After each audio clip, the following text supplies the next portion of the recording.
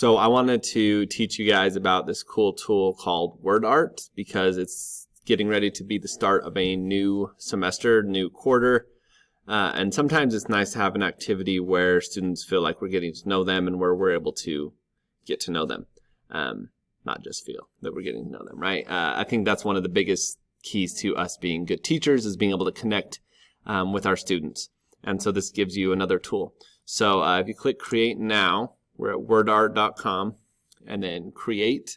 Students will be able to put in different words. So for instance, maybe things that interest them, right? So maybe AVP volleyball, maybe like finance, Bitcoin,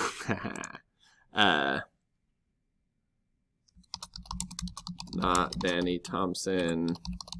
Okay, whatever. See, like whatever interest they have, and they can change different things like the fonts and whatnot, depending on kind of whatnot. They can be creative. Okay, but then they're going to click on shapes, and they have all these different options for all these cool different shapes.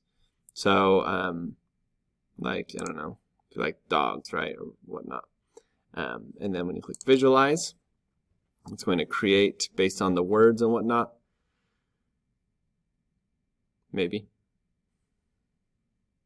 Okay, so you can see, and then it shows the different words for that they put in, right? And so you can do different things with this. This is a good get-to-know-you activity, especially if you teach semester classes. Mix things up a bit and let kids create something, right? So you might tell them they have to come up with 10 words about themselves, and then this gives them a chance to be creative, right? Which is always a good thing, and they can change the fonts and colors and whatnot. They can even animate it if they want.